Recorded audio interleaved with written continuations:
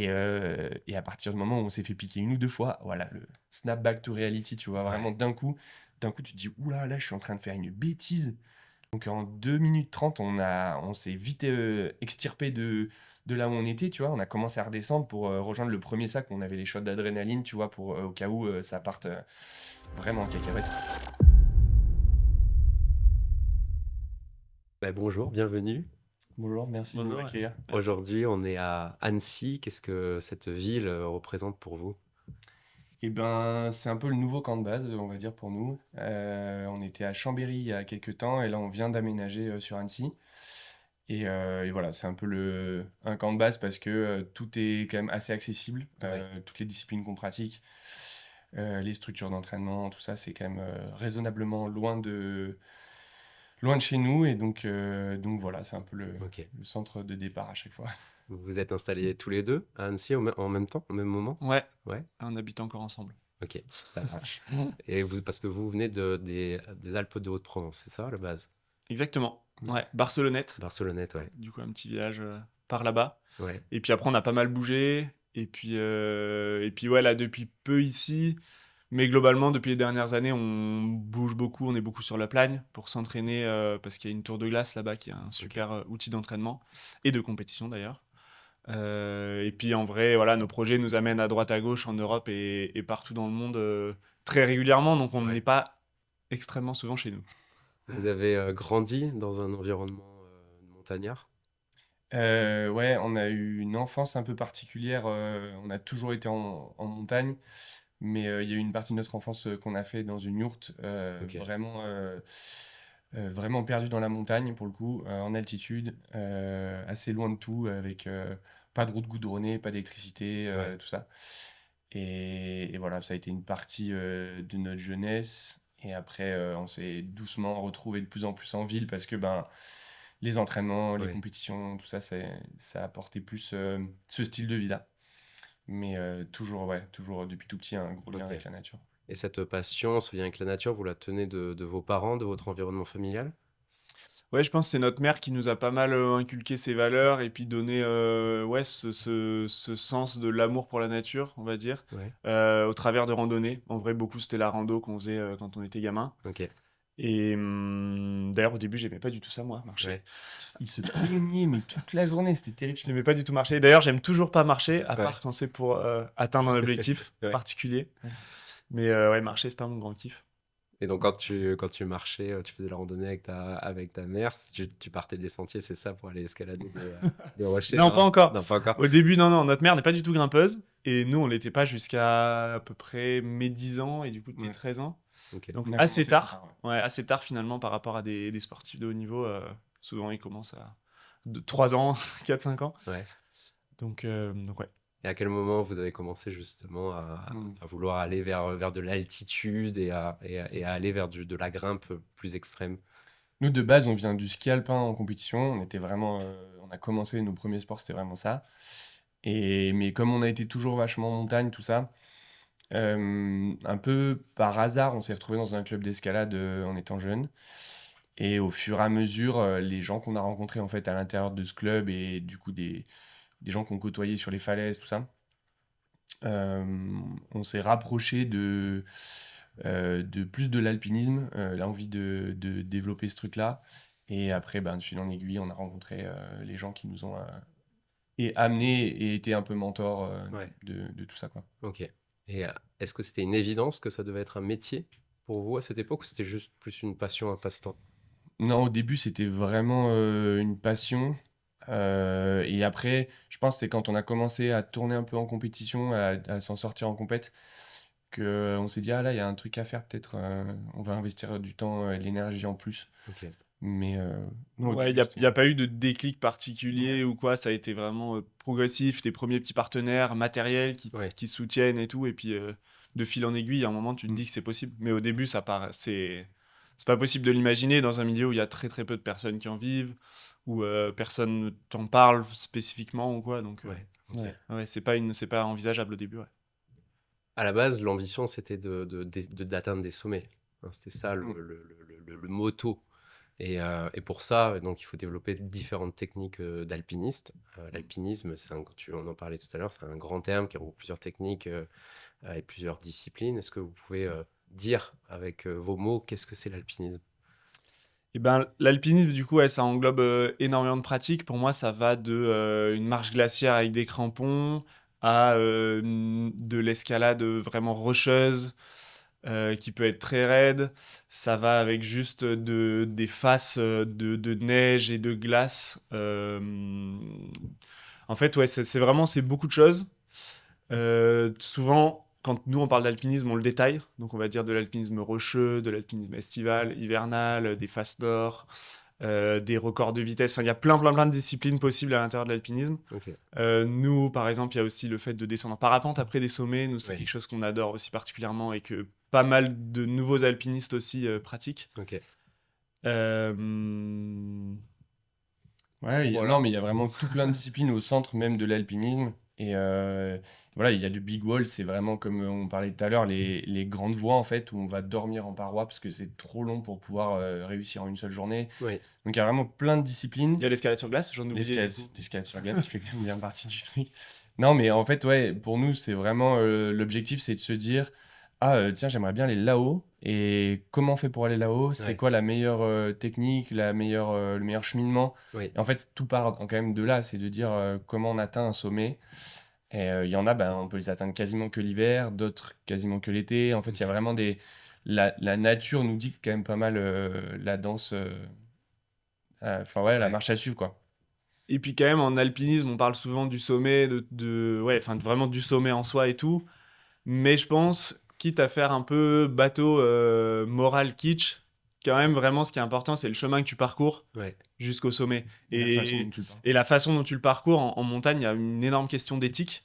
Parce qu'il y a pas vraiment de règles ou de compétition à proprement parler, comme ça peut être le cas dans d'autres disciplines. Ouais. C'est vraiment la parole des alpinistes qui fait foi, leur légitimité en fonction des projets qu'ils ont réalisés auparavant. Et du coup, il y a vraiment cette notion d'éthique, de parole et tout, et de manière avec laquelle tu veux toi-même réaliser cette ascension. C'est-à-dire une même face, un même sommet, tu as plusieurs manières de le réaliser. Mm. Tu peux avoir plusieurs temps déjà, en une journée ou pas, tu peux avoir en hiver ou pas. Tu peux avoir ce qu'on appelle en escalade libre, donc c'est sans utiliser des points d'ancrage qui sont dans le mur. Ouais. Par exemple, donc des spits ou des pitons, c'est ce qu'on appelle, c'est en gros des clous ou des vis dans le mur. Ouais. Voilà, toutes sortes de choses comme ça. Ou alors en utilisant et en tirant sur tout ce qui bouge, on va dire, Ouais. pour être le plus efficace possible. Tout ça, c'est différentes éthiques qu'après, le plus important, on va dire, c'est juste de le dire et d'être honnête sur comment tu as gravi cette montagne. Mais du coup, nous, ce qu'on cherche en tant qu'alpiniste, et surtout, en tout cas nous avec Tristan, c'est déjà l'esthétisme de la ligne que tu parcours en elle-même, sans parler du sommet, c'est vraiment l'esthétisme de la ligne que tu fais, le challenge que ça va représenter, physiquement, techniquement. Donc la difficulté des passages, ouais, à quel point ça va te demander d'utiliser toutes les capacités que tu as apprises jusqu'à maintenant Ok. pour pouvoir réaliser ça. Mm. Et c'est vraiment ça pour nous qui compte plus qu'un sommet. Et c'est là où on va pas aller chercher le sommet du Mont Blanc, l'Everest. On va aller plutôt chercher des faces et des voies. Oui. On appelle ça vraiment des voies Oui. qui nous inspirent et qui vont nous challenger, quoi. Est-ce qu'aujourd'hui, l'alpinisme est considéré comme un métier? Est-ce que c'est un passe-temps, c'est un métier? Est-ce qu'on en vit? Ben, il y a forcément une partie, je dirais oui, parce que guide de haute montagne, c'est un métier. Et donc, on va dire, ce qui va se rapprocher le plus du côté professionnel de la discipline. Donc, c'est d'amener des gens, les former et les amener en montagne. Et après, le point de vue athlète, aujourd'hui, c'est un métier et c'est en train de le devenir de plus en plus. C'est vrai, il y a une grande professionnalisation en ce moment, avec beaucoup de grands alpinistes qui vraiment poussent la machine du côté pro. Mais on est encore très très peu à en vivre à l'année. Des alpinistes en France, je me rends pas compte, mais ça se compte sur les doigts d'une ou deux mains, quoi. Ouais. Euh, et voilà, mais c'est en train de reprendre beaucoup de place ces derniers temps médiatiquement, et du coup, ça aide beaucoup, je pense, la génération qui arrive à se professionnaliser. Tu parlais, le plus important, c'est pas tant le sommet ou en tout cas la montagne, mais c'est plus la voie. C'est parce que pour atteindre un sommet, il y a plusieurs cheminements, c'est ça, il y a plusieurs voies qui sont plus ou moins difficiles, Oui. qui sont plus ou moins empruntées également, documentées. Ça fait partie aussi d'une consécration pour un alpinisme, d'emprunter des voies justement qui ont été peu empruntées ou peu découvertes. Bien sûr, ouais. Il y a une notion en alpinisme qui est des premières, des grandes premières, voilà, tout ça. Donc il y a les sommets vierges déjà. Ça Ouais. c'est la consécration ultime, c'est de réaliser un sommet vierge. Ouais. Donc là, évidemment que c'est la première fois que quelqu'un aura emprunté cette voie, vu que personne ne sera jamais monté sur ce sommet. Oui. Et après, même sur des sommets qui ont déjà été faits, ouais, la deuxième, on va dire, consécration, c'est de ouvrir une nouvelle voie sur ce sommet. De préférence une voie qui est logique, qui est dure. Enfin voilà, il y a plein de critères, ouais, comme ça qui peuvent faire qu'une voie est plus ou moins. Je sais même pas quel adjectif mettre, mais plus ou moins belle et belle et prise en compte aussi Ouais. par le milieu. Ok. C'est surtout ça. Et voilà, après, il peut y avoir les premières répétitions. Donc, c'est-à-dire aussi, si quelqu'un a fait une voie, juste il y a une seule personne qui l'a fait, et était le premier à le faire après lui. Ok. Ça, c'est une première répétition. Ok. Et puis ensuite, voilà, oui, c'est sûr qu'une voie où il y a toujours 10 000 personnes, ça a beaucoup moins de caractère et de charme. Oui. Et nous, on va plutôt chercher l'endroit où il n'y a pas beaucoup de monde et où il y a une certaine forme aussi, du coup, d'originalité peut-être et d'aventure, ouais, aussi, vraiment, carrément. Est-ce que aujourd'hui, il y a vraiment un truc, c'est que il y a eu une période avant nous où la plupart des sommets étaient vierges, la plupart des voies n'avaient pas été ouvertes. Et aujourd'hui, en Europe, il y a quand même beaucoup de voies qui ont été déjà ouvertes. Les anciennes générations, elles ont quand même fait beaucoup de travail. Ouais. Et donc, il reste peu de voies comme ça. Donc, les alpinistes de nos générations vont vraiment essayer de regarder la montagne différemment, notamment beaucoup avec les combos dont on parlait, c'est-à-dire d'utiliser différentes disciplines pour des fois pouvoir enchaîner deux voies l'une après l'autre en la reliant en parapente par exemple, ou en ski ou quelque chose, pour créer des enchaînements. Ça va être une façon de réinventer un peu la montagne pour que ça reste justement des aventures. Parce que ce que nous, on va pas mal aller chercher, c'est ça, c'est cet inconnu. Et donc, si on va emprunter une voie qui a été grimpée par des milliers d'alpinistes avant nous, la part d'aventure et d'inconnu, elle est moins grande. Et nous, on va toujours aller un peu rechercher cette part d'aventure-là. Donc, on va essayer de trouver des nouvelles façons de voir la montagne et de la pratiquer. Ouvrir une voie, ça veut dire documenter la voie. Est-ce que ça veut dire aussi mettre des installations techniques pour permettre aux autres alpinismes de faciliter l'ascension? Ça va dépendre de l'éthique de la personne au moment de l'ouverture. Et puis du type de voie aussi, de ce qui peut être fait. Je crois que c'est il y a 2 ans, on ouvre une voie dans le massif du Mont Blanc. Et on était un peu dans un mood justement très pur, on va dire. On était 3, il y avait Mathieu Ménadi avec nous. Et quand on a ouvert la voie, on s'est un peu dit, on va laisser le moins de matériel possible. Parce qu'on savait que c'était une voie qui allait pas être répétée tout de suite, parce que très à condition, c'est-à-dire qu'il faut vraiment des conditions parfaites pour pouvoir grimper cette ligne éphémère. Et donc, on savait que ça allait pas être grimpé tout de suite derrière nous. Ok. Donc, l'idée de laisser du matériel n'était pas forcément intéressante. Donc, on a laissé peut-être 2-3 pitons dans la descente. Ok. Et tout le reste, c'était des ancrages éphémères. Donc, personne ne saura qu'on est forcément passé là s'il ne voit pas ces 2-3 petits pitons qui traînent. Ouais. Et à l'inverse, il y a des fois des voies qui vont être ouvertes et où, par contre, tout sera déjà installé. Il n'y aura quasiment rien à faire. Ça dépend vraiment de la voie en question, si elle va être répétée beaucoup par les gens, pas, et de l'éthique de l'endroit aussi beaucoup. Déjà, en escalade, il y a vachement plus des voies, en escalade vraiment pure rocheuse, il y a vachement plus de voies qui sont laissées entièrement équipées, et où là, il y a ce qu'on appelle des spits, ou des goujons qui sont laissés sur le mur, et on a juste à venir mettre notre dégaine et clipper notre corde. Ça, c'est la grande majorité des voies en escalade. Là où en alpinisme, la grande majorité, c'est qu'il n'y a plus rien quasiment dans le mur. Et ce qui est quand même assez cool, c'est que du coup, même les répétiteurs, donc la voie, ceux qui vont venir la faire après, eux, ils auront aussi la sensation de la découvrir. De la découvrir, d'être dans une aventure, de ne pas savoir où il faut aller, de rechercher l'itinéraire. Tout ça, ça fait partie de la montagne entièrement. Mais la deuxième personne qui va emprunter la voix, en fait, elle va s'inspirer de l'expérience et de la D'un documentation topo, qui exactement. est fait par la première personne, mais la Ouais. première personne qui la découvre, la voix, comment elle prépare justement son ascension? Est-ce qu'elle y va progressivement, jour après jour? Ça dépend vraiment. Nous, on aime bien le style alpin, on appelle ça, c'est-à-dire de partir du pied de la montagne et d'arriver au sommet Oui, en utilisant le moins de logistique possible, c'est-à-dire on évite de fixer des cordes, tout ça. Donc, l'idée, c'est plutôt de se dire, ben, on a repéré un peu de loin une ligne de fuite, on appelle ça, une ligne de faiblesse, qui nous semble logique et qui nous attire. oui, Et ensuite, on va partir à l'aventure dans ce cheminement-là et voir un peu au fur et à mesure de la journée où ça nous mène. ok, Une petite observation à la jumelle, souvent. Souvent, il y a une bonne observation jumelle. Typiquement, là, l'expédition au Pakistan, où on retourne du coup, en mai-juin, là. Donc, on a été une première fois il y a 2 ans. Quand on arrive sur place, en fait, on a des photos qu'on a trouvées sur Internet d'anciennes expés qui sont passées par là ou des choses comme ça. Il y a beaucoup de recherches sur Internet. Des fois, ça peut être juste une image Google Maps 3D qu'on va tourner un peu dans tous les sens. On va essayer de se rendre compte de la taille de la face par rapport aux ombres ouais, que ça va dessiner, tout ça. Donc ça dépend. Des fois, on a plus ou moins de documentation et quand on arrive sur place, ben, il y a quand même un grand moment de réflexion. Donc là, par exemple, on était à un camp de base et on va passer la première semaine où on est en période d'acclimatation. Donc on prépare notre corps à l'altitude oui, puisque le sommet sort à 7400 mètres d'altitude, donc c'est quand même très haut. Donc il y a toute une phase où on va s'acclimater au fur et à mesure, monter progressivement pour que notre niveau de globules rouges augmente dans le sang et que donc on puisse mieux gérer le manque d'oxygène. oui, Et en fait, pendant cette période-là, on va apprendre à voir comment la face, elle évolue. Parce qu'en fait, une face de montagne comme ça, là, c'est vivant. oui, C'est-à-dire qu'elle bouge au fur et à mesure des journées, des chutes de neige, du vent, de tout ça.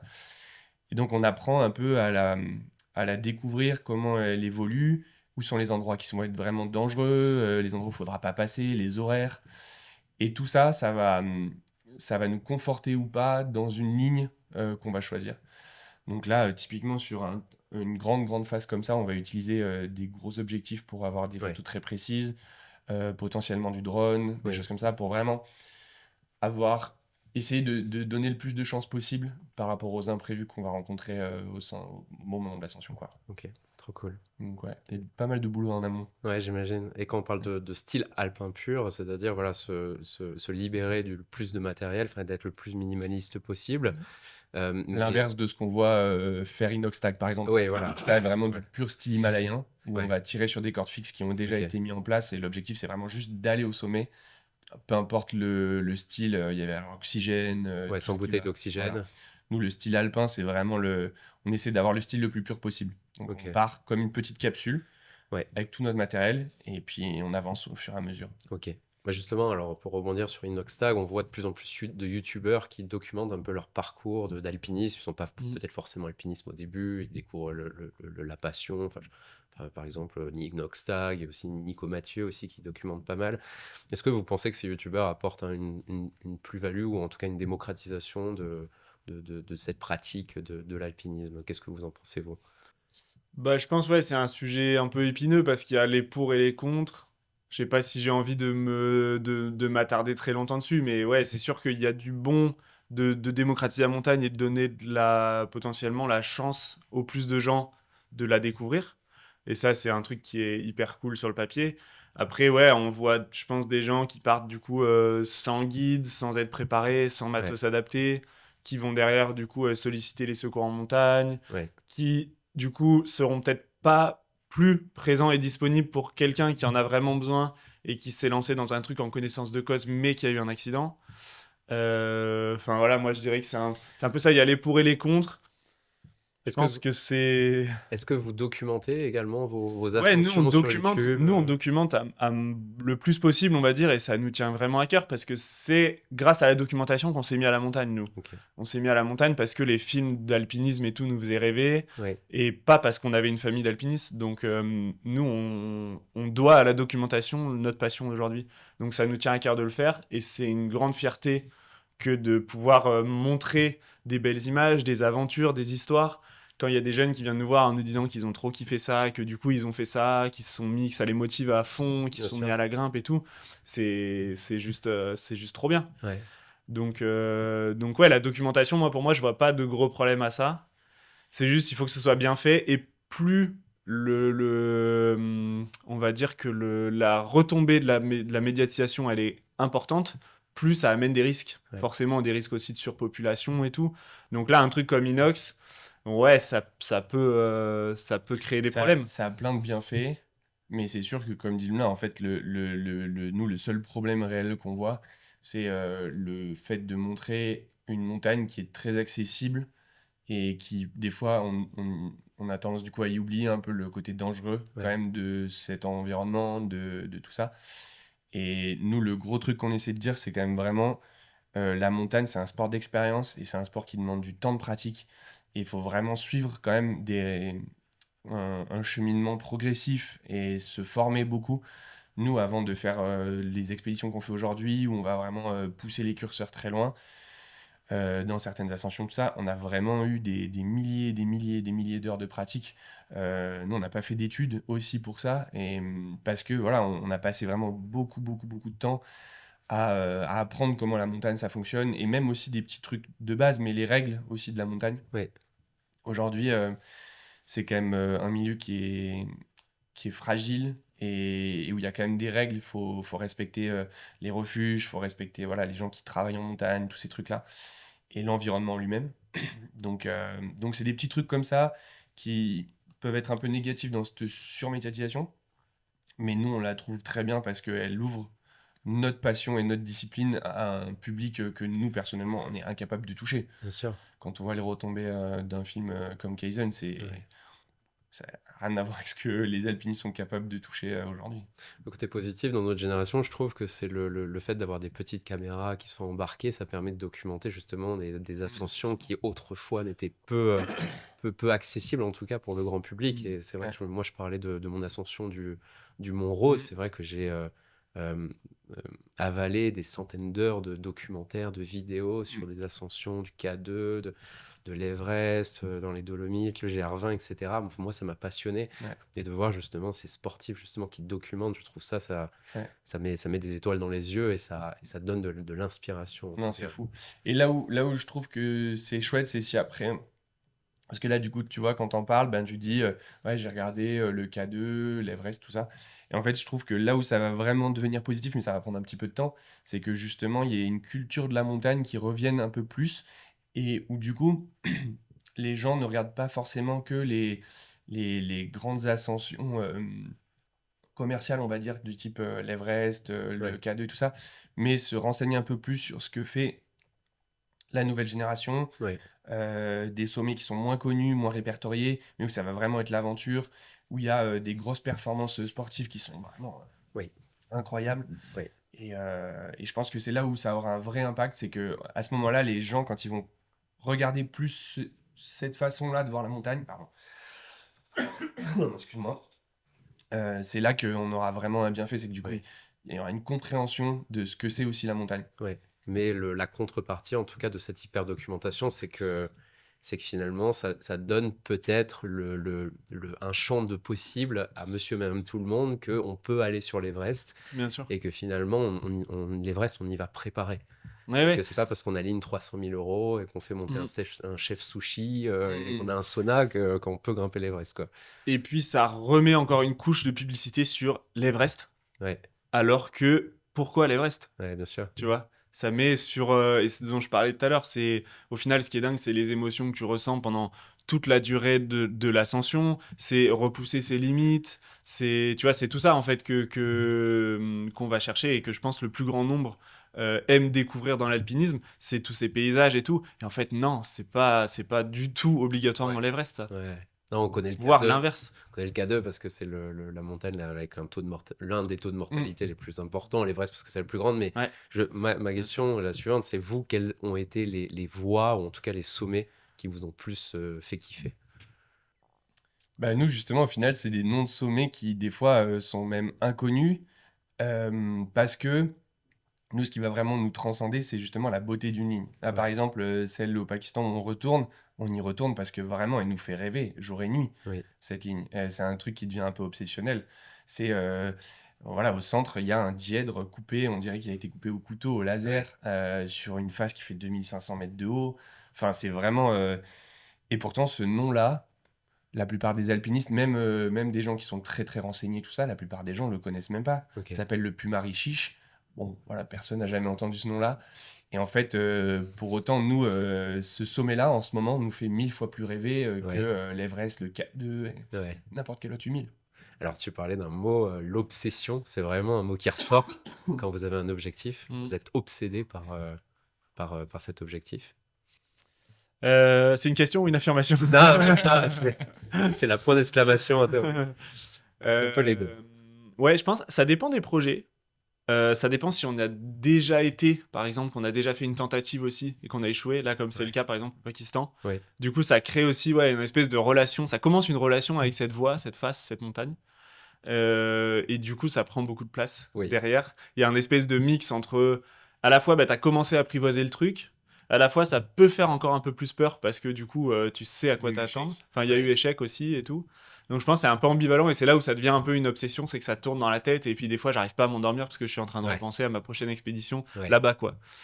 Là où des fois, si tu te prépares à un objectif mais que tu n'y as jamais été et puis que tu y vas et ça marche du premier coup, je vais dire que ça a peut-être été une obsession un peu à un certain point pendant la préparation et pendant le déroulé du truc, Oui. mais c'est peut-être un peu moindre, c'est peut-être d'une manière différente. Mais sur Mais, les compètes, par par exemple, exemple- c'est une obsession. Sur les compètes, c'est une obsession, et par exemple, je repense à une ascension, un autre sommet qui... C'est un autre type de sommet et d'alpinisme, c'est une grande voie en Europe qui s'appelle Vaugout, Ok. donc ça c'est pareil, personne ne va connaître. Ouais. C'est une grande voie en Suisse qui est réputée comme l'une des plus dures du monde parce que, en gros, c'est une paroi rocheuse de 380 mètres, il me semble, un truc comme ça. Mais presque, on s'en fout de nombre de mètres. L'important, c'est la difficulté des longueurs qu'il y a à l'intérieur. Oui. Donc, il y a vraiment beaucoup de longueurs qui sont extrêmement difficiles et techniques à grimper. Et donc là, on a fait 3 trips d'une semaine dans la voie pour vraiment travailler chaque longueur, chaque mouvement et tout. Et à la fin, donc c'est 380 mètres de cailloux. Il faut se dire que j'avais des notes vocales sur mon téléphone qui expliquaient chaque prise, Ok. chaque mouvement un par un, et je les connaissais Les mains. par cœur. Incroyable. Et Tristan les connaissait par cœur aussi, même s'il n'a pas réussi la voie à la finalité et qui m'a juste aidé à la réussir moi. Ouais. Il connaissait aussi tout et il pouvait m'aider au moindre doute que j'avais. Ouais. D'ailleurs, Et- c'est ça qui a fait que là, il Et a ça, réussi. c'est quand même une obsession. On peut dire que c'est... C'est clair. Tu vois, quand on est à ce point-là de perfection et d'attachement aux détails et tout. Mais j'avais pas le choix en fait, sinon j'allais pas y arriver. C'est-à-dire qu'il y a une découverte progressive de la montagne, vous Ouais. documentez, vous y revenez plusieurs Ouais. jours, plusieurs semaines plus En tard. fait, on dit qu'on apprend la voix. Vraiment, il y a un travail. On appelle ça, on travaille une voix. Ouais. Et donc là, ouais, typiquement, en plus, c'est une voix qui a été réussie que par 4 personnes avant toi, je crois. Donc il y avait eu peu de personnes qui avaient grimpé cette voie. Et donc là, ouais, vraiment, on part en mode chantier. Là, pour le coup, c'est différent. On se dit vraiment, on va y passer du temps. On pose un devis dans un projet de Ouais. grande ampleur. Et là, ouais, là, c'est chaque prise va être tickée à la magnésie pour qu'on sache exactement où elle est. Ok. Et il y a tout un. Chaque problème va être résolu, quoi. Souvent, Ouais. on se retrouve dans Oui. des mouvements qu'on n'arrive pas à faire, peut-être au bout même de 10 fois, 15 fois, 20 fois. Oui. Ouais. Et puis, on va peut-être trouver un petit détail, quelque chose. Ok. Donc ça, tu vois, c'est pas vraiment de l'alpinisme. C'est plutôt de l'escalade. Ouais. Mais ça peut s'en rapprocher, parce qu'au final, c'est des grandes faces.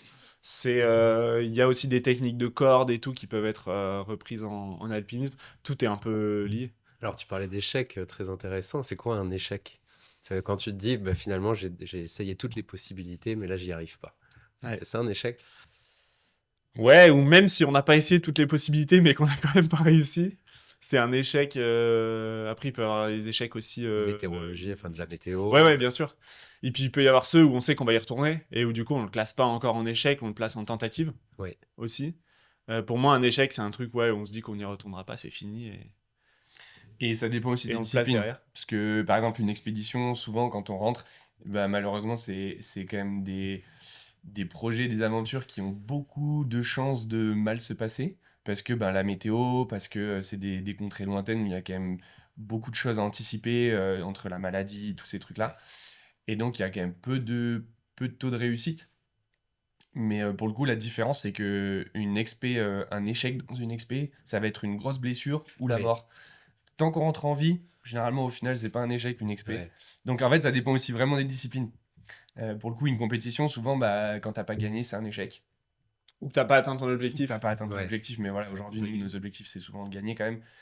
Donc ça va vraiment dépendre des disciplines. Nous, nos niveaux d'échec, ils sont vraiment différents Ok. suivant les thèmes, on va dire. Mais comme dans l'entrepreneuriat, je pense, il y a toujours ce truc de, ben là, j'ai appris, donc est-ce que vraiment c'est un échec? Et des fois, ben, c'est un vrai échec parce que ben, ça peut complètement couper un projet.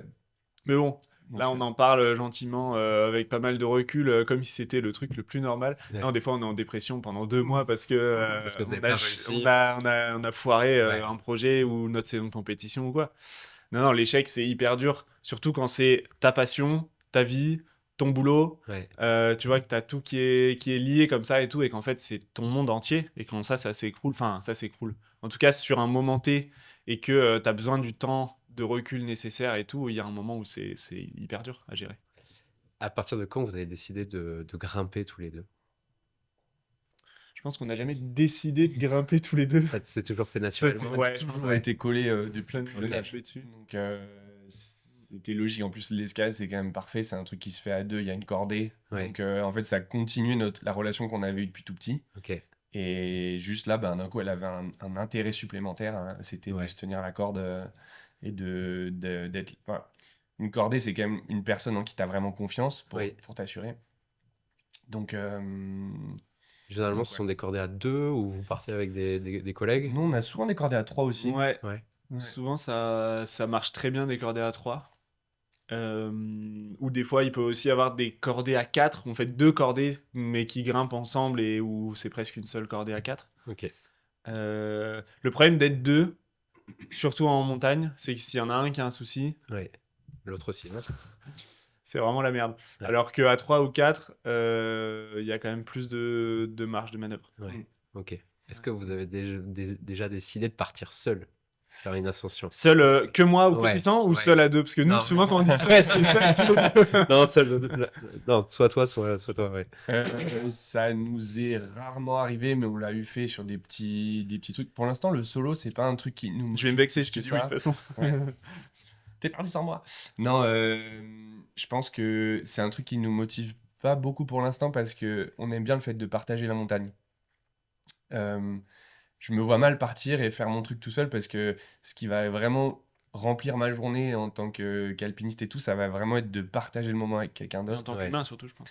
Et, et du coup, c'est pour ça que même souvent on part à trois aussi, c'est parce que nous deux, on se connaît tellement bien, on est tellement un vieux couple, quoi, que en fait, des fois, on l'a eu fait, hein, de partir par exemple en expédition vraiment tout seul, tous les deux, pendant 5-6 semaines. Donc, pas de camp de base, rien du tout, vraiment tout seul à deux pendant 6 semaines. Ouais. Et en fait, il y a après cette expérience d'être seul quasiment parce qu'on se connaît tellement bien qu'en fait, ça devient presque de la solitude, quoi. Bien sûr. Ouais. Donc voilà. Est-ce que, alors, tu parlais de mortalité, peut-être qu'on peut en parler aussi, parce qu'il y a des dangers dans la montagne qui sont liés à sa propre technique, mais liés aussi à des conditions extrinsèques, les crevasses, la météo, etc. Est-ce que vous avez eu des galères dans la montagne? Enfin, je ne pose même pas la question, c'est quelles ont été vos plus grosses galères dans la montagne? Galère, c'est pas forcément là où tu passes le plus près de la mort. Ouais. Enfin, tu vois, entre guillemets, je pense des galères, il y en a eu plein, mais c'est pas forcément les plus gros dangers. Tristan, il a eu un gros accident, ouais. En montagne, c'est là où il est passé le plus près. Enfin, le plus près. En fait, relatif, mais- en montagne, il y a deux types de risques. Il y a le risque objectif, c'est-à-dire c'est quelque chose qu'on va pas contrôler. Donc, par exemple, une chute de pierre. En soi, c'est pas nous qui la dirigeons. La pierre, elle tombe. Si tu es au mauvais endroit au mauvais moment, c'est le problème. Un sérac, quelque chose comme ça. Et puis après, tu as les risques contrôlés. Ça, c'est ce que nous, on va pouvoir gérer du risque. Par exemple, on tombe. Généralement, ça va être ta faute. C'est toi qui es tombé. Voilà, bon, bah, Ouais. c'est toi qui pouvais le gérer. Donc, en montagne, il y a ce côté où les risques objectifs, on les contrôle pas. Donc, on sait jamais quand on est passé pas loin. Et à l'inverse, ben, les risques contrôlés, par exemple, moi, ben, voilà, je suis tombé. Et j'aurais pu vraiment me faire extrêmement mal.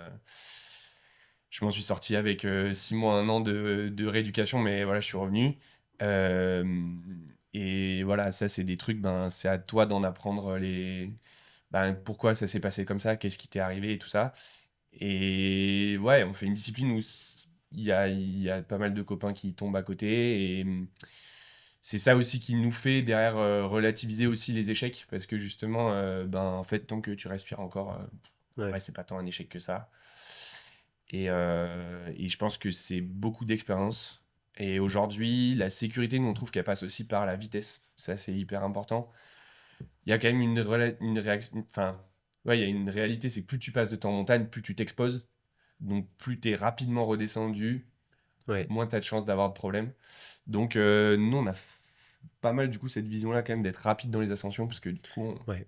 Ok. on s'expose moins longtemps. Et de beaucoup s'entraîner en dehors de la montagne aussi. Ouais. Vraiment remonter notre niveau de technique, physique et tout pour arriver à faire des voies qui nous motivent à mort, qui sont vraiment challengeantes pour nous et tout, mais pas forcément faire 200 000 voies moyennes dans l'année. Ouais, ok. Parce que l'ascension, c'est pas forcément la partie la plus dangereuse. C'est Non. passer beaucoup de temps dans la montagne et donc intrinsèquement, ça implique la descente également. À la descente, souvent, c'est le pire parce qu'en plus, t'es moins concentré.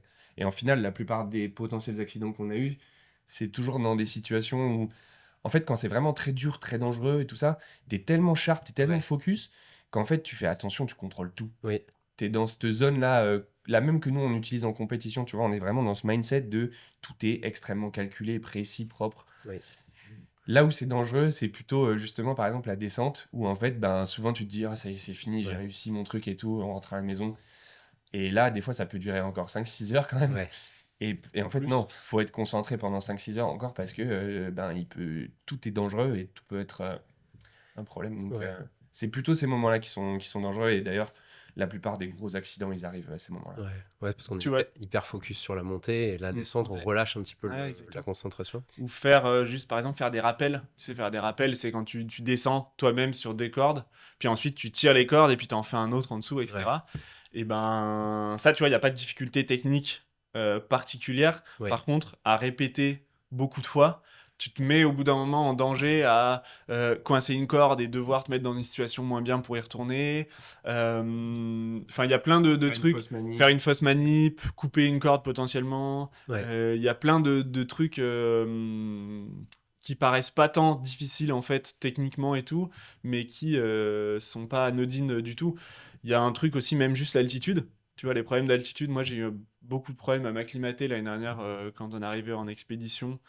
Parce que je pense que tout simplement j'avais une infection type Covid long ou un truc comme ça Ok. en arrivant, et du coup j'ai eu énormément de mal à m'acclimater.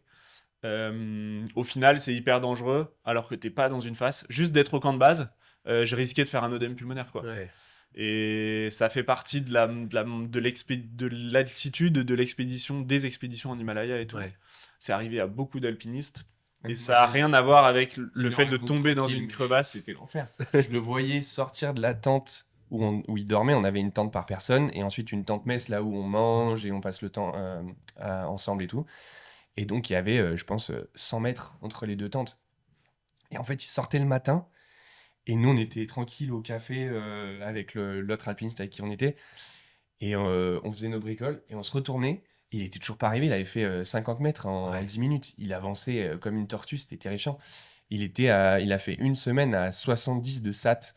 Je sais pas si, pour se Ouais. rendre compte, c'est vraiment Très bas. extrême, C'est la extrêmement saturation bas. d'oxygène C'est- dans le sang. C'est vraiment ric-rac, ric-rac. Et donc, en fait, c'est tout bête, mais t'es coincé là. Et en soi, ouais, c'est hyper dangereux. Et pourtant, tu fais rien. T'es juste allongé la plupart du temps de la journée ou à manger et dormir. Enfin, bref. Donc, ouais, il y a tout ce qui est autour aussi qui est important. Alors toi, tu voyais ton frère, mais est-ce que toi, tu reconnaissais que tu étais plus lent, que tu prenais des décisions moins vite, que Ah mais moi t'étais c'était performant? non mais là j'étais dans un état comme la pire grippe quelque part qu'on peut avoir, la fièvre, les vomissements, enfin il y a tout il y a rien qui va du tout, je pouvais plus manger, rien. Ouais. Le seul truc c'est que le médecin me disait que c'était pas encore vraiment passé. 70 c'était un peu la pour lui c'était un peu la limite Limite. envisageable. 69 tu vois, ça commençait à être pour lui en dessous, c'était et surtout au-dessus d'une durée d'une semaine. 5 jours, une semaine, là, ça commençait à être vraiment très dangereux pour lui. Et pour lui, ça augmentait pas. Là, il fallait vraiment qu'on fasse venir Ok. un hélico. Mais vu que jusqu'à ce stade-là, pour lui, il y avait une possibilité que ça passe et un risque qui était raisonnable dans un sens, bien que c'est relatif aussi. Ok. On a décidé de rester parce que voilà, parce qu'il y a tout qui est mis en place pour cette expé, parce qu'on traverse le monde, parce que maintenant je suis là et je me suis dit, ben, je vais tenter, voilà. Mais le problème, c'est qu'on ne pouvait pas redescendre à pied de manière rapide parce qu'il y avait des vallées, une espèce de vallée à traverser, donc il fallait redescendre puis remonter avant de redescendre. Ouais. Donc j'étais pas du tout dans les capacités physiques de faire ça. Ok. Et donc c'était un peu ça, c'était attendre bah, soit l'œdème pulmonaire, soit l'hélico, soit Ouais. que ça aille mieux, quoi. Dans ce genre de situation, qu'est-ce que vous vous dites quoi? Je redescends peut-être quelques jours pour me réacclimater. Normalement, ouais. Normalement, c'est ce que j'aurais dû faire s'il n'y avait pas eu cette vallée-là Ouais. et que j'avais pas été aussi faible si vite, quoi. Est-ce que En fait, parfois vous reconnaissez que malgré qu'il y ait des fonctions vitales qui sont un peu diminuées, vous dites non, je continue à avancer. Ça, vous n'avez pas le recul de vous dire peut-être que là je me mets trop en danger. Ouais, je pense que bah, ces trucs-là, tu peux jamais savoir est-ce que c'est trop ou pas. Moi, aujourd'hui, je regrette pas de l'avoir fait parce que derrière, j'ai pu continuer l'expé. J'ai pu monter en altitude jusqu'à plus de 6000 et tout derrière. Ça a été. Par contre, ouais, c'était un moment qui était là, au bout d'une semaine, le soir où le médecin m'a dit que là, ça commençait vraiment à être chaud et que, bah, honnêtement, je pouvais m'étouffer dans mon sang dans la nuit. J'ai pas du tout dormi de la nuit, évidemment. Ouais. Et puis le lendemain, c'est remonté à peine. Et sinon, je pense que j'ai appelé l'hélico parce que ça devenait trop pour moi. Je pouvais pas accepter ça. Et d'ailleurs, j'en dormais plus, donc c'était plus possible. Mais c'est toujours ça, les histoires de. Enfin, je me rappelle d'un trip au Brésil où on va pour grimper des grands murs qui font dans les 800 000 mètres de haut. Et on arrive sur place et on découvre des milliers de guêpes dans Mais la ligne. millions, Ah je ouais. pense Et- même. mais vraiment, c'était infernal. Et des grosses guêpes brésiliennes noires, des trucs Ouais. énormes, tu vois, des monstres. Ouais. Et en fait, on aurait eu rien qu'un tout petit essaim dans la voie en France, on n'aurait pas grimpé. Tu te dis, allez, je rentre à la maison, je vais faire autre chose. Tu vois, il y en a d'autres des voies. Mais là, t'as traversé la planète, machin, t'as prévu un trip, t'es avec tes potes et tout. Et en fait, on s'est tous conditionnés les uns les autres, on s'est monté tu vois, nos histoires. On a Et grimpé on a dans les guêpes. commencé à grimper pendant 5-6 jours. Ah, mais c'était du style, on rentrait les mains dans les On les fissures poussait un peu. et on faisait comme ça, tu sais, pour les écarter un peu. Incroyable. On les faisait fuir, tu vois. Et elles étaient calmes, elles étaient pas trop agressives. Donc on a grimpé pendant 5-6 jours. Comme ça. Dans ok. ce truc-là, mais il y en avait partout. Mais Jusqu'à l'orage. Et là, je te laisse deviner Et la là, suite. un jour, le mauvais Pour temps est écouter. arrivé. Ah bah là, et en fait, on l'avait pas anticipé. On était dans notre euphorie, tu vois, de grimper cette voie qui faisait complètement rêver et tout. Typiquement, l'obsession, tu vois, à ce moment-là, ben, t'es dedans, en fait. T'oublies complètement la réalité du truc autour, tu vois. Ouais. Et ce jour-là, on était à 300 mètres sol. D'un coup, le mauvais temps qui arrive un peu plus fort. Et là, ça s'est mis à fourbir partout. Mais genre, ça me rentrait dans le casque. Tu sais, j'en avais partout, dans les vêtements et tout. Et à partir du moment où on s'est fait piquer 1 ou 2 fois, voilà, le snap back to reality, tu vois, vraiment Ouais. d'un coup, tu te dis, oula, là, je suis en train de faire une bêtise. Là, c'est énorme. Ouais. Donc en 2 minutes 30, on s'est vite extirpé de là où on était, tu vois. On a commencé à redescendre pour rejoindre le premier sac. On avait les shots d'adrénaline, tu vois, pour au cas où ça parte vraiment en cacahuète. Et là, ça a été le branle-bas de combat pendant 2 heures pour, tu vois, redescendre les 300 mètres, en fait. Mais tu te dis vraiment, mais quelle idée Ouais. d'aller si loin, tu vois, dans la bêtise, de se conditionner à se dire, bah maintenant que je suis là, je vais grimper, tu vois, c'est quand même une ligne de rêve et tout, tant pis. Ouais. Alors que t'aurais été, voilà, à côté de la maison, t'aurais eu 3 guêpes, tu te serais dit, ah, c'est bon, ça vaut pas le coup, je rentre chez moi. Ouais. Mais voilà, typiquement, c'est le genre de truc où, des fois, être à 2, ça va être un grand plus parce qu'on va être capable, du coup, de se voir un peu de l'extérieur, tu vois, Ouais. d'évaluer, de se dire, attends, mais gros, t'es en train de faire n'importe quoi, là. Ouais. Et à la fois, des fois, du coup, on se monte un peu l'un avec l'autre Ouais. Non, ça va, t'inquiète. dans Oui, des oui, délires. C'est-à-dire Dans des délires. vous ramenez à la réalité l'un et l'autre parfois. La plupart du temps, on va dire que oui, parce qu'on a cette capacité à se voir, du coup, comme on se connaît très bien, on va se voir un peu dans nos défauts l'un l'autre. Ouais. Et en Et puis même que t'as temps, peur se pour ramener. l'autre aussi. Puis on Plus a que t'as vachement peur pour toi-même. Ouais. Ouais. Des fois. Ok. Et à l'inverse, des fois, on va se monter l'un l'autre dans des délires qui n'ont aucun sens et finir dans des situations un c'est-à-dire les guêpes au Ouais. Brésil, tu vois, voilà. Ouais. Ça peut être ça. C'est-dire vous allez partir tous les deux dans le même délire. Ouais, et- on va se dire, allez, go, on Et y là va, même, tant on pis. n'était pas que tous les deux en plus, même on était 4. Ouais, on était 4, il y avait un Et les photographe. 4, on est il y tous avait un partis dans le vidéaste, truc de se conforter dans l'idée qu'à partir du moment où là, visiblement, elle nous piquait pas, il n'y avait pas vraiment de danger objectif, quoi.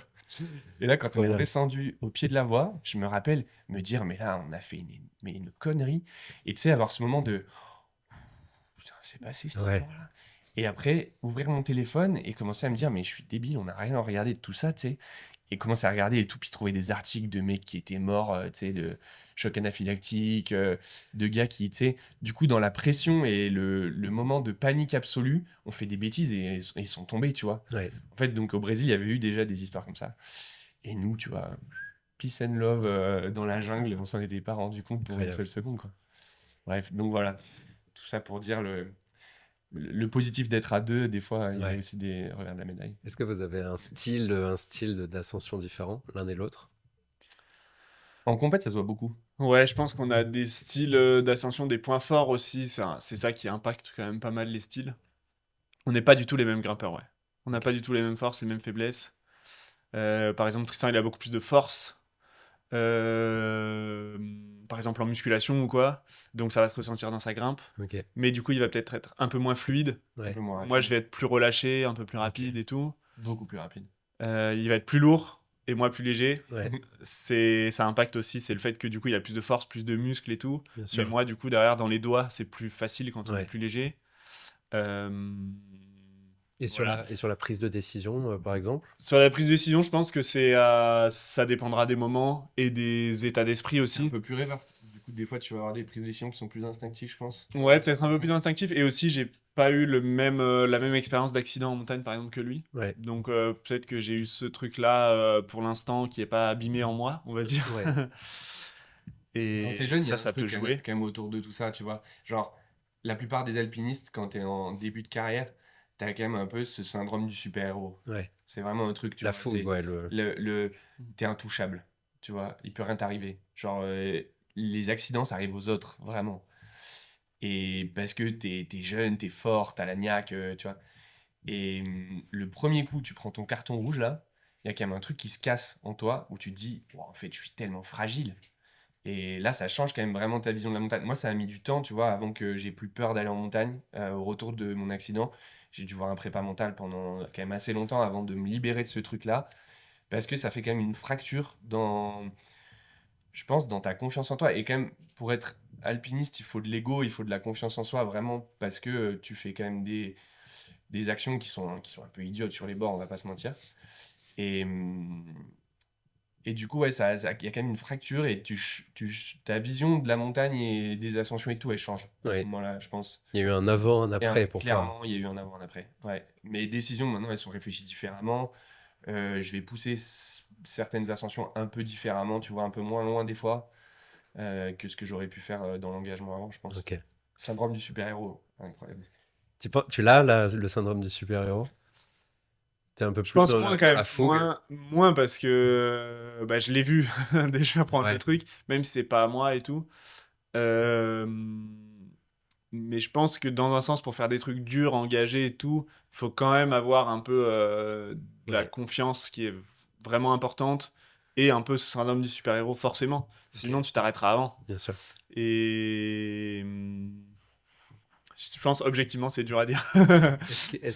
Justement, par rapport à votre famille et par rapport aux risques qui sont pris, est-ce que vous les notifiez avant de partir en montagne? Ou est-ce que vous ne dites absolument rien? Non, on dit pas rien. Souvent, notre mère ou nos copines ou quoi, elles sont quand même assez au courant dans une limite de Ouais, ce qui se passe, des risques qu'on fait, de qu'est-ce qu'on va faire exactement comme discipline par exemple, ou comme du coup qu'est-ce que ça représente. Euh, Après, la réalité du terrain est toujours différente. En expédition, par exemple, c'est dur. Souvent, on dit pas exactement vraiment tout ce qui se passe et tout. Parce que vu que, par exemple, si ça se passe à la semaine numéro 2 ou 3, qu'il y a vraiment un truc quand même qui s'est passé un peu chaud ou quoi, ouais, on va essayer de le diminuer un peu ou parce que derrière si on reste Lisser encore les angles. si on Ouais, reste encore 2 3 semaines que ça fait monter la tension déjà que c'est une situation qui est hyper dure à gérer je pense pour nos ouais, proches qui sont en France. oui, C'est pas un truc que tu as envie de donc tu partages un peu le truc déjà pour être honnête et puis pour toi aussi d'en discuter un peu et tout ouais. mais tu restes quand même je pense raisonnable parce que sinon c'est ingérable. Ouais, sur le coup, vous lissez un peu les histoires et quand vous rentrez à la maison, là, vous Ouais. ouvrez le livre, non? Et encore, il y a des fois où je pense qu'il y a des ascensions quand même qui sont dures à raconter. Il y a des trips où tu mets du temps avant d'arriver à tu sais, extérioriser ce qui s'est passé et tout, parce que c'est quand même des fois des expériences qui sont fortes et c'est pas facile. En fait, euh, tu vois, tout à l'heure on disait le Mont Rose, tant que tu n'y as pas été, tu te rends pas compte en fait ce que tu vis là-haut. Et il y a quand même un truc qui est différent quand tu es là-haut, il se passe le temps est différent, L'intensité. l'intensité est différente, tout est différent, les émotions c'est quand même pas les mêmes. Oui, Et en fait, c'est quelque chose d'hyper dur d'arriver à raconter et exprimer ça, tu vois, à quelqu'un qui l'a pas forcément vécu et qui était pas là avec toi. Et donc, il y a des ascensions qui sont plus dures à raconter que d'autres, je pense. Sûr. Après, voilà. On, par exemple, notre mère, elle n'est pas forcément tout le temps au courant de ce qui va se passer. Mais je sais qu'elle nous fait confiance et du coup, bon, voilà, ça se passe. Et puis, on lui raconte des trucs quand on rentre. Et pas tout, mais on lui raconte des trucs. Et voilà, après, les autres personnes autour, ben, sont plus ou moins au courant de là où on va, ce qu'on va faire et tout ça. Et nous, on a un côté où on n'aime pas en faire trop des caisses. Donc, souvent, on reste calme jusqu'à ce qu'on ait fait le truc. Et puis, Ouais. à ce moment-là, on en parle un Ok. peu plus. Mais voilà. On est quand même des grands enfants, donc. Vos plus beaux moments en montagne, est-ce que vous avez des anecdotes extraordinaires à raconter? Bah, je pense, moi, l'ascension de Vogout, ça m'a marqué, hein, quand même. Ouais. Parce qu'on a quand même mis pas mal d'investissement dans cette voie. Et le jour où on part pour la vraie ascension, quoi. Donc c'était la grande voie en Suisse, là, Ouais, Oui. qui est extrêmement dure et dur. technique, Ok. avec beaucoup de longueur dans Ouais. le 8e degré, pour ceux qui connaissent. Avec C'est notamment des 8C et tout, donc c'est en vraiment escalade, très très c'est dur. très, très dur. Et donc, on part dans cette ascension-là. Il y avait un très bon copain à nous qui est caméraman qui faisait les images en fait pendant le trip. Et, euh, et donc, ouais, beaucoup d'investissement, beaucoup de pression aussi parce que quand même un gros truc. Et moi, ce jour-là, du coup, j'étais dédié à Luna pour qu'il fasse son enchaînement. Donc, moi, mon travail, c'était de lui faciliter toute la journée. Je faisais de la logistique, je l'assurais et je faisais en sorte qu'il fasse le moins d'efforts possible. L'enchaînement, juste pour vulgariser le truc, parce que je suis pas sûr que ce soit si facile à comprendre, c'est que le mur, il est divisé en plusieurs longueurs. Donc là, il y en avait 10. Et chaque longueur doit être enchaînée, c'est-à-dire grimper Sans s'arrêter. sans s'arrêter, sans céder d'un point d'ancrage et tout, Ok. d'un relais à l'autre. Ok. Donc x10, on va dire, dans le mur. Et si à un moment je chute ou j'arrive pas à un mouvement, je suis obligé de repartir au relais du dessous pour réessayer la longueur. Je vois. Et donc ça, c'est l'éthique voulue, c'est d'enchaîner l'entièreté du mur en libre, Tout seul. tout seul, donc uniquement moi, en étant assuré donc par Tristan. Ok. Donc là, c'est ça le challenge, vraiment le challenge, Ouais, c'est ouais. qu'à chaque fois que je tombais, je devais repartir. Ok. Et sur des niveaux comme ça, en fait, t'es tout le temps à la limite. Donc les chutes, il y en a eu quelques-unes. Et en fait, on est parti à, je crois, 11 heures par rapport au soleil. Et en fait, hyper rapidement, Luna, il a commencé à tomber dans les longueurs. Et c'était hyper mauvais signe parce que plus il tombait, plus ses chances de réussite diminuaient, parce que son niveau de force baissait aussi. Fatigue, ouais. Donc à chaque fois, il fallait regrimper.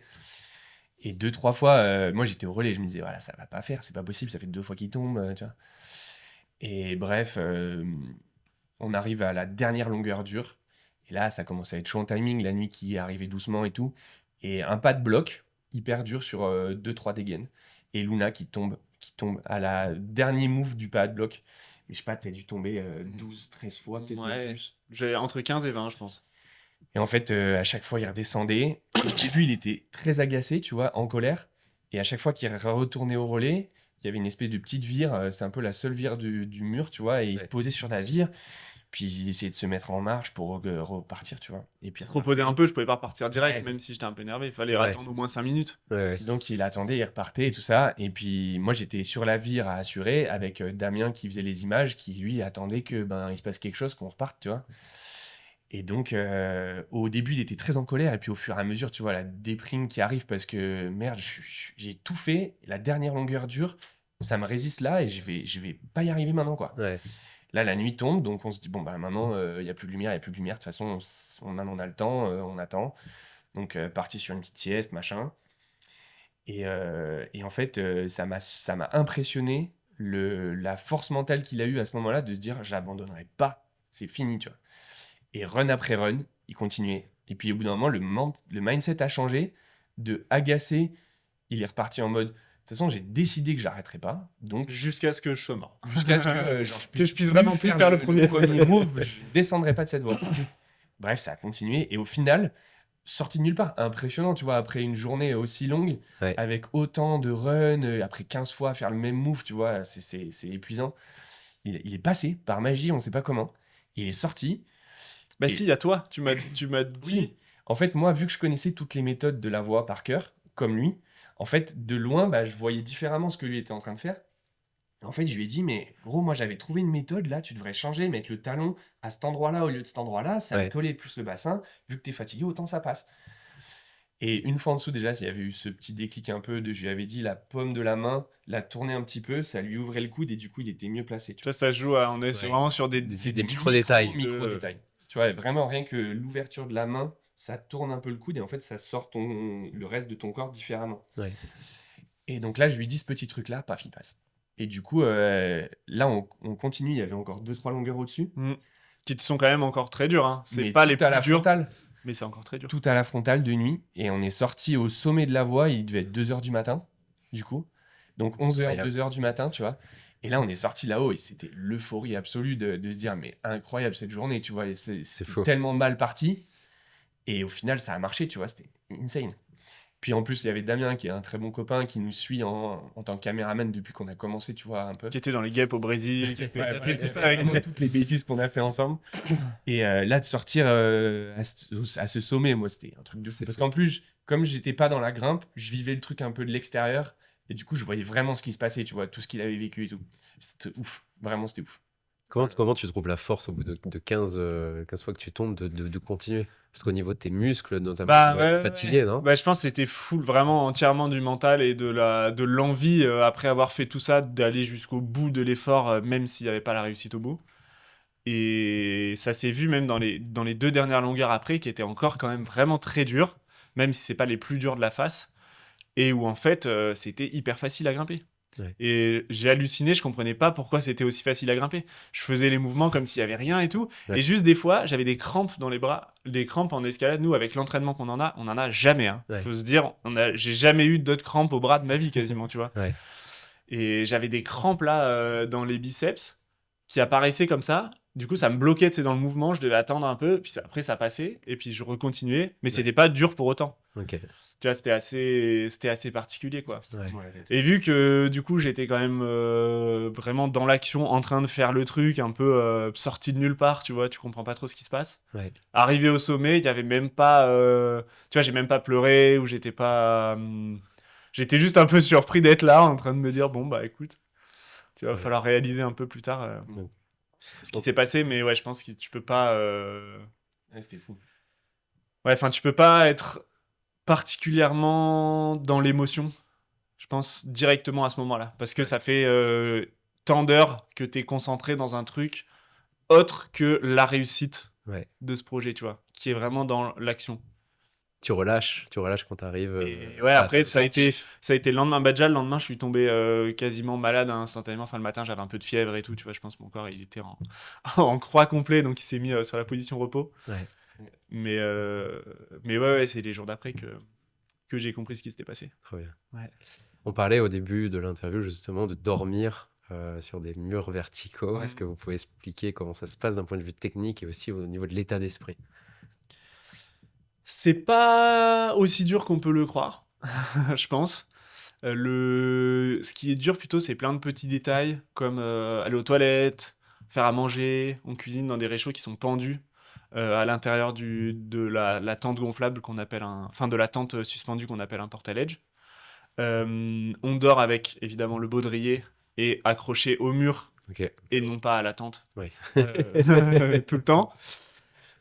Bien que je ne suis pas sûr d'avoir déjà entendu beaucoup d'histoires de tentes qui auraient lâché ou autre. C'est quand même vraiment très solide. Et puis voilà, en fait, c'est aussi simple que ça. Nous, on a un rapport au vide qui est très particulier. Ouais. On n'a plus quasiment du tout peur du vide quand on passe des journées pendues à 500 mètres du sol, 1000 mètres du sol. On n'a pas de trucs particuliers par rapport à ça. Donc là, dormir, faire à manger et tout, en fait, c'est la même chose pour nous. On est dans notre tente, il peut rien nous arriver, on fait confiance à notre matériel. Et on est là où on doit être, quoi. Ok. Mais c'est la première fois, je pense que c'est quand même vraiment une expérience assez incroyable. Il y a des gens qui le commercialisent pour que justement un peu Monsieur Tout le Monde puisse vivre ce truc-là, une nuit en portaledge. Et en fait, ouais, il faut imaginer un peu un lit 140.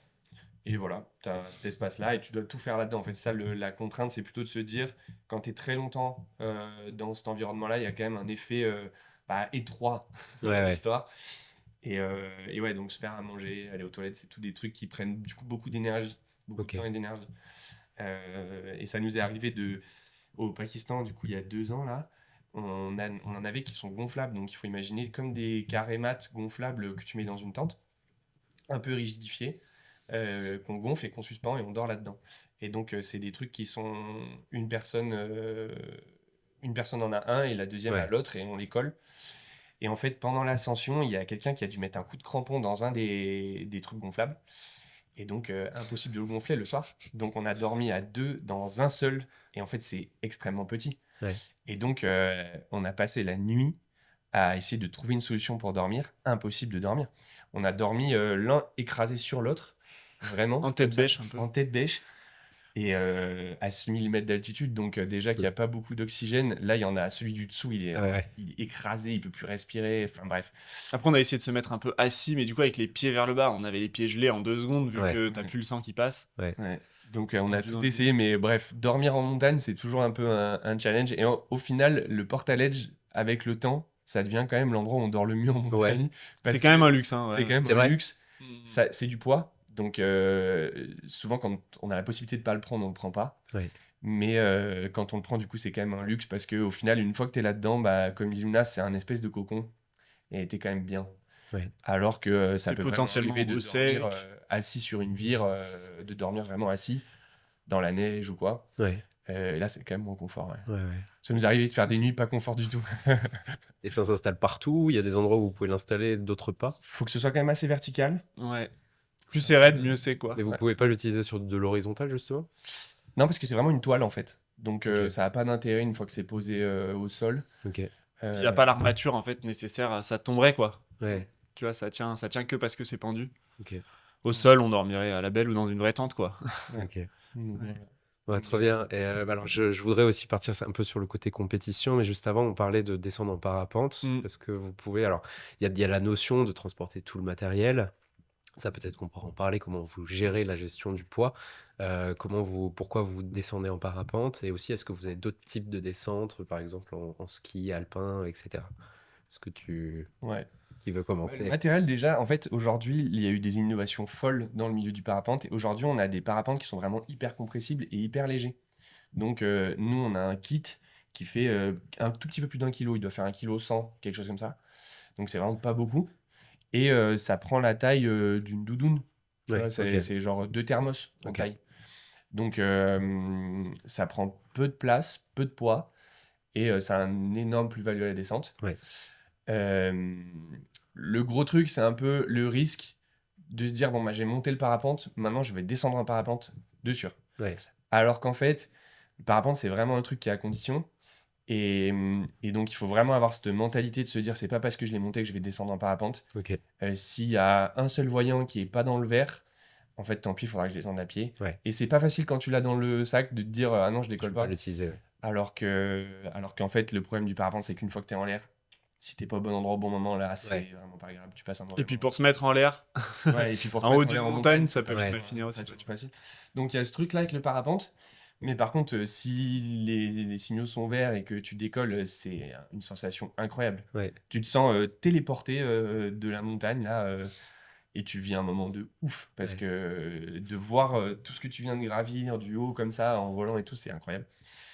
Et c'est vraiment cool. Après, ouais, le ski, c'est quand même vraiment chouette. Le problème, c'est toujours le poids et Ouais. l'encombrement. Les skis, ça prend de la place. Donc voilà.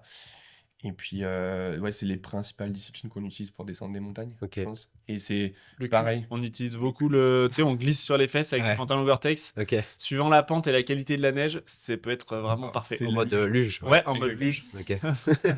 Ça marche pas tout. Mais voilà. Et donc, le parapente, c'est pareil, c'est comme la montagne. C'est vraiment un sport qu'il faut prendre le temps. Nous, on a fait du parapente. On a commencé vraiment en faisant un cursus normal.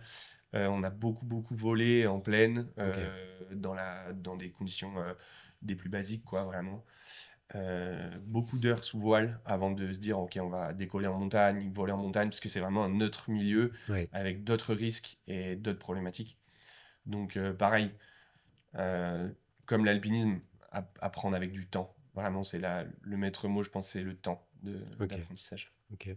Et la gestion du poids des sacs, notamment, parce que j'imagine enfin, que là, par rapport à une verticalité qui est dure, comment vous gérez les sacs? Enfin, vous grimpez sur les sacs, ensuite vous les tirez, comment ça se passe? Et ben en fait, on fait Ça dépend vraiment des ascensions et tout. Il y a des ascensions, du coup, si c'est vraiment très raide et très dur, souvent on hisse les sacs, on dit. Donc là, on grimpe sans les sacs, Ouais.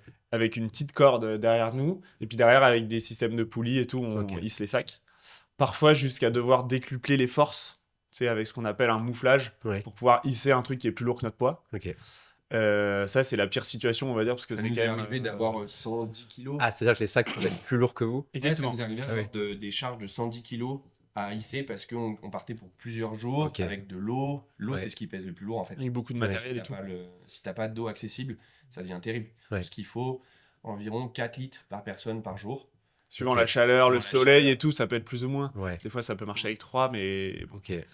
Du coup, ça fait vite du poids. Si tu prévois 4-5 jours, ça fait vite beaucoup de flotte. Ouais. Donc, donc il y a tout un système à apprendre aussi là-dessus. Ouais. Et vous trimballez le matériel du point A au Ouais. point Z. Avec des fois, il peut y avoir par exemple un aller-retour au sommet avec le moins de trucs possible. La Ouais. plupart du Oui. temps, si la descente est par le même endroit que la montée, Oui. on fait ça déjà, ça nous Ouais, économise bien une sûr. journée. On fait la plus grosse journée possible pour aller au sommet sans matériel. Ouais.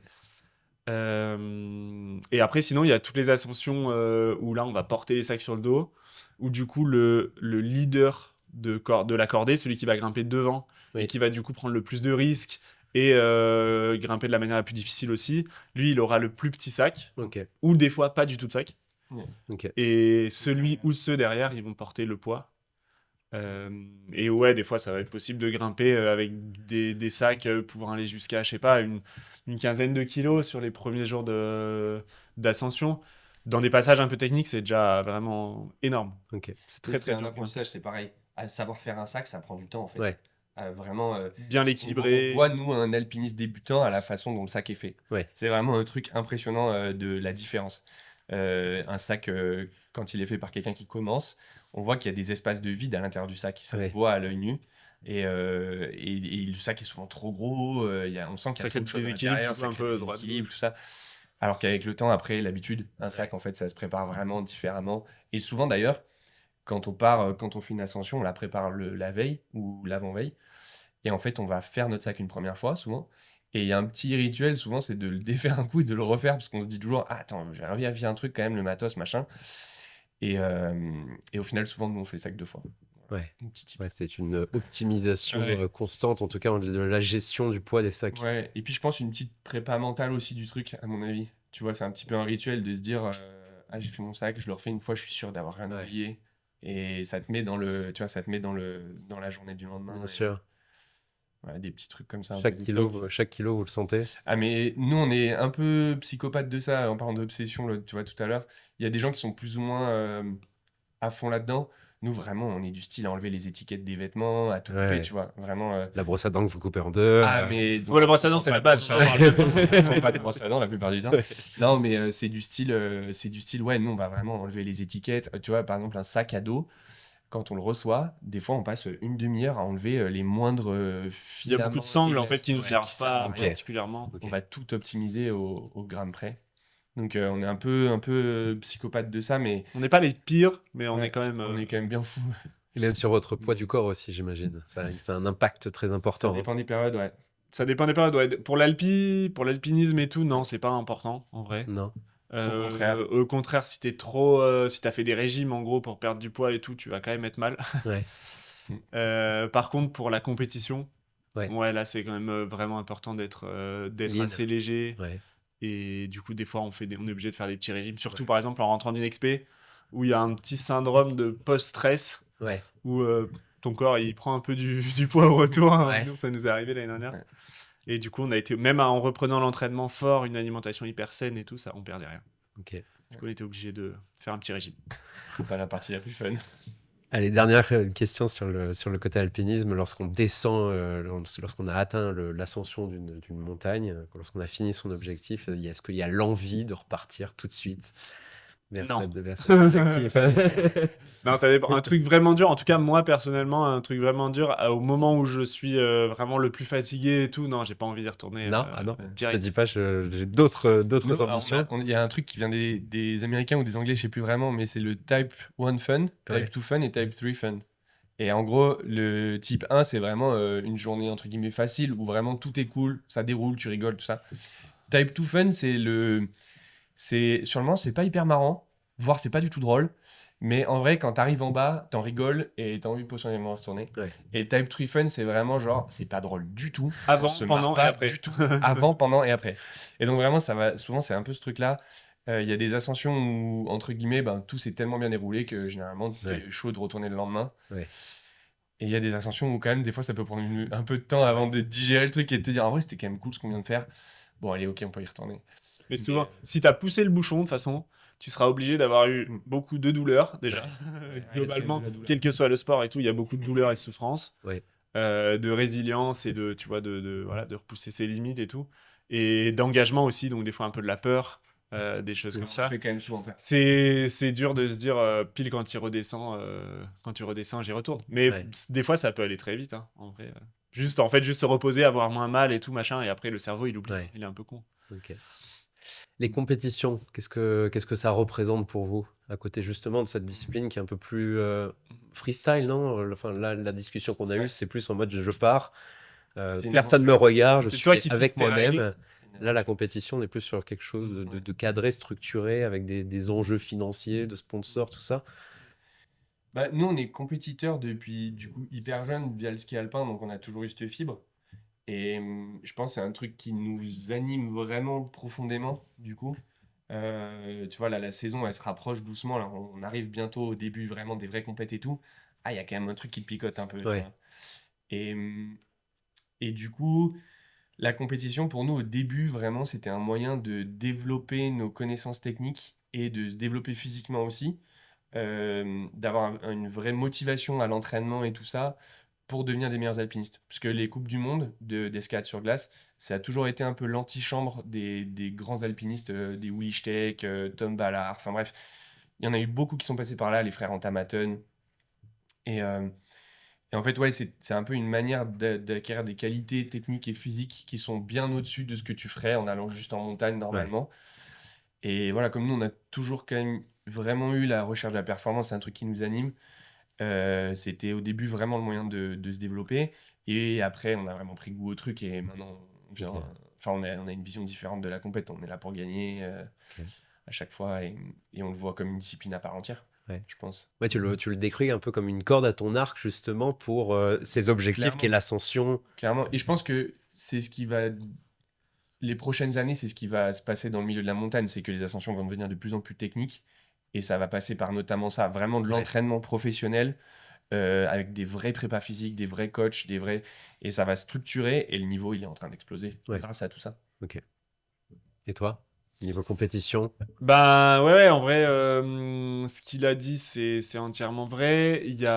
Pour nous, du coup, c'était à la base, c'était vu comme une corde à notre arc. Maintenant, Ouais, c'est vraiment vu, comme il dit, comme une discipline en soi. Donc ouais, maintenant, on s'entraîne pour ça et tout. Vraiment, c'est la finalité, c'est ça.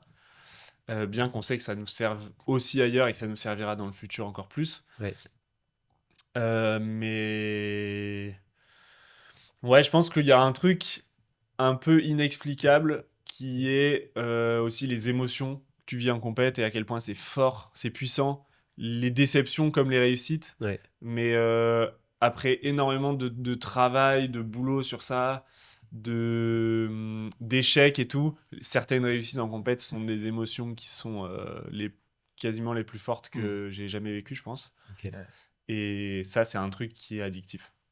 Trop Quand bien, même, clairement addictif. c'est trop vraiment bien. addictif. Mais il y a des compètes comme ça qui seront marquées à vie. Nous, les Je premiers, pense que enfin, nous, moi, je pense les premiers championnats du monde après le Covid, là, Ouais, ça a été un truc incroyable. Enfin, c'était un peu.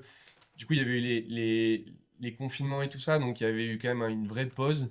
Et donc, les championnats du monde arrivaient 3 ans après ceux d'avant, quoi. ouais, Et donc, c'était quasiment, tu vois, pour nous, ça ressemblait à des Jeux Olympiques. Et il y avait une pression, on s'était pas trop vu pendant ces dernières années-là, parce que ben, tout le monde était un peu confiné à droite à gauche. Donc, personne savait comment les uns s'étaient entraînés et tout. Et nous, on arrivait hyper motivés, hyper forts. Et je crois qu'en l'espace de 2 3 jours de compète, on avait perdu 2 kilos, 3 kilos chacun de stress, ouais, tu vois. Et c'était fou, cette compète. Genre vraiment, c'était un truc énorme. Et à la fin, on fait 1 et 3. Donc les meilleures perfs qu'on avait jamais réalisées, tu vois.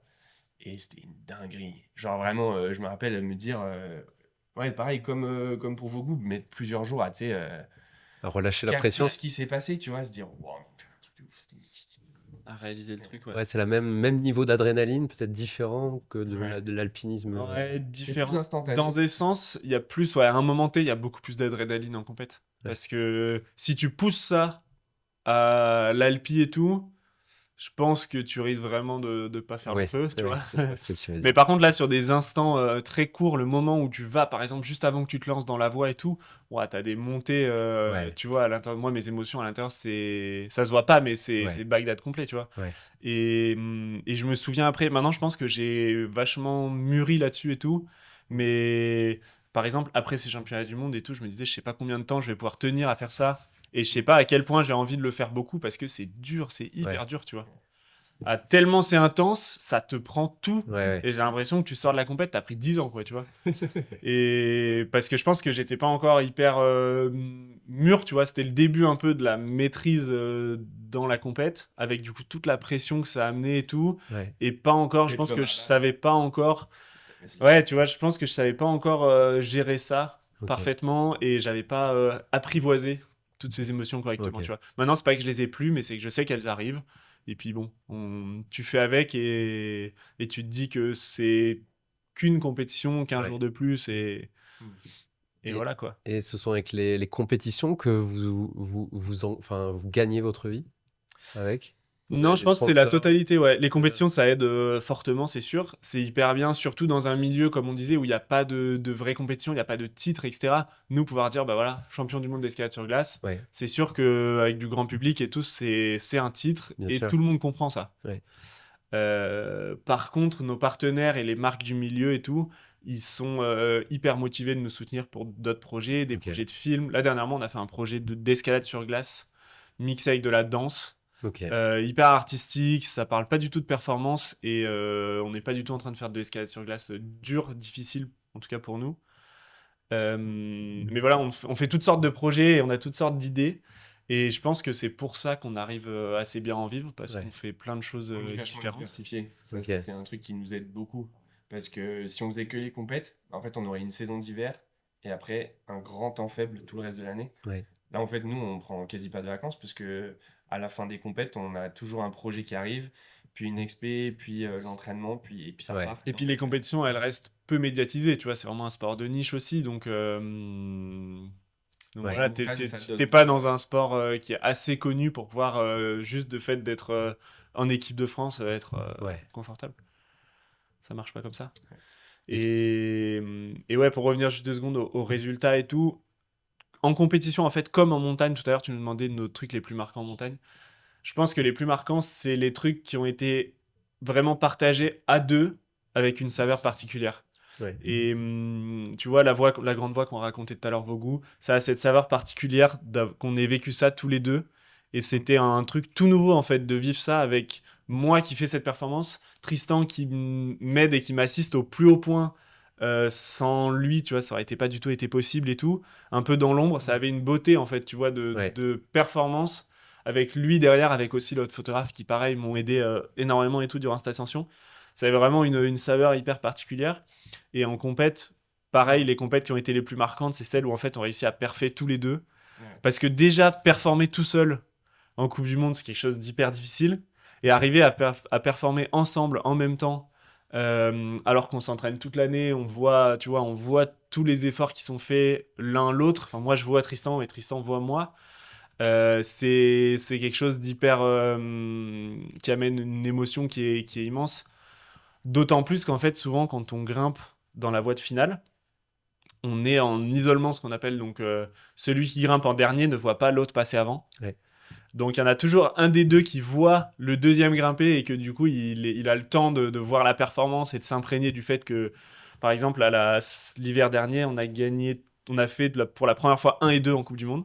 Ok. Et donc moi je grimpais en dernier, donc Tristan était sur la première place du podium provisoire, Ouais. et puis moi je grimpe en dernier, et du coup je lui passe devant et je fais 1. Il avait tout le loisir quelque part de profiter déjà de sa première place provisoire, Ouais. de savoir qu'au pire des cas il faisait 2, et puis de me voir grimper en espérant que je fasse au moins soit juste en dessous de lui, soit juste au-dessus, pour qu'on puisse partager les plus hautes marches du podium. Trop bien. Et moi, à l'inverse, je descends de ma voie en étant hyper content d'avoir gagné. Et puis là, il m'annonce qu'il fait 2. T'imagines, tu vois, c'est l'explosion de. C'est la cerise sur le gâteau. Ouais, c'est la cerise sur le gâteau de dingue. Donc, je pense que c'est ça qui nous marque encore plus qu'un compétiteur qui fait une performance lui. C'est qu'en plus, nous. On vit le truc 2 fois, quoi. Ouais, c'est ça. C'est fou. Du coup, c'est multiplié par 2. Je sens qu'il y a une vraie complicité entre vous deux et que toutes ces expériences, en tout cas, ne font que renforcer les liens, même s'ils sont à la base déjà très, très forts. Sûr. Bravo. Et on parlait de projet, qui dit projet, donc il y a cet aspect aussi entrepreneuriat. On parlait de films, de documentaires. C'est quoi là vos ambitions sur le court, le moyen terme? Ben, là, on essaie de vraiment justement se structurer le mieux possible de plus en plus parce que comme on vieillit aussi, il y a un côté où avant on était capable de travailler sans relâche. Aujourd'hui, des fois, on aime bien quand même se dire qu'on peut prendre une semaine de vacances dans l'année. Ouais. Donc, on essaie de se structurer au mieux pour arriver à quand même avoir un peu une vie qui soit plus saine que ce qu'on avait il y a quelques années. Donc, on essaie de travailler avec différentes personnes pour que tout soit le plus facile possible et le plus efficace et tout ça. Parce que ça, c'est des sujets qui prennent du temps, qui sont pas forcément visibles de l'extérieur, du coup, mais c'est des structurations qui sont hyper importantes. Et puis après, voilà, trouver un bon équilibre entre les compétitions, les projets de performance en alpinisme. Et maintenant, il y a un peu aussi ce truc de création de contenu qu'on essaie de développer. Ouais. Et ça prend du temps et c'est un truc hyper important pour nous. Trop bien. Ça prend... Mais ouais, plus ça va, plus on arrive déjà à avoir les sous de financer des projets qui nous motivent de plus en plus. Ouais. Donc nous, ouais, on a en tout cas, comme je le disais tout à l'heure aussi, parce qu'on en est venu là où on est aujourd'hui avec les films qu'on a vus et tout ça, on a vraiment cette volonté de faire La même chose. des beaux films et d'inspirer vraiment les gens et tout. Donc ouais, plus ça va, plus on arrive à avoir les moyens aussi de faire les projets qu'on veut et de les montrer de la manière avec laquelle on veut, qualitative et tout. Donc ça c'est cool, on a plein de projets dans ce sens qui sont et liés à la performance et pas liés à la performance. On a des projets de films en montagne, tout simplement l'expédition au Pakistan à laquelle on est allé l'été dernier. Voilà, quand on va y retourner, on va continuer de filmer et puis si ça marche pas, on verra ce qu'on fait. Mais en tout cas, on filme beaucoup de choses. Et puis après, les films, ils sortent pas. Les vidéos, elles sortent pas. Mais en tout cas, maintenant, puis ça fait partie du jeu, je pense, maintenant, en tant qu'athlète et tout. En fait, il faut quasiment tout filmer. Quasiment faire des photos tout le temps, faut tout filmer. Voilà. Un dernier mot pour la fin ou des choses qu'on n'a pas abordées, une dernière anecdote que vous souhaitez dire ou un message à faire passer? Non, moi, le plus gros message, je dirais, c'est comme dans beaucoup de disciplines, mais en montagne, c'est exacerbé. Il faut vraiment prendre le temps de se créer des compétences et de vraiment prendre le temps de débuter. Vraiment, je pense. Et en ce moment, je pense on voit des trucs pas incroyables et je pense que c'est un message qui doit passer au max. Okay. Faut prendre le temps de débuter, mais il faut oser débuter. Ouais, par contre. Faut pas non plus trop prendre le temps d'attendre avant de le faire. Je pense qu'il faut y aller. Génial. Messieurs, Tristan, Luna, merci beaucoup en tout cas d'avoir participé. C'était hyper inspirant, j'ai beaucoup aimé. L'alpinisme, ça m'a beaucoup passionné, même si je ne la pratique pas. En tout cas, je l'ai consommé à travers des créateurs de contenu comme vous. Merci en tout cas d'être venu et à la prochaine. En tout cas, merci je vous souhaite une bonne continuation pour vos projets et vos ascensions. Merci beaucoup. Merci de nous avoir reçus.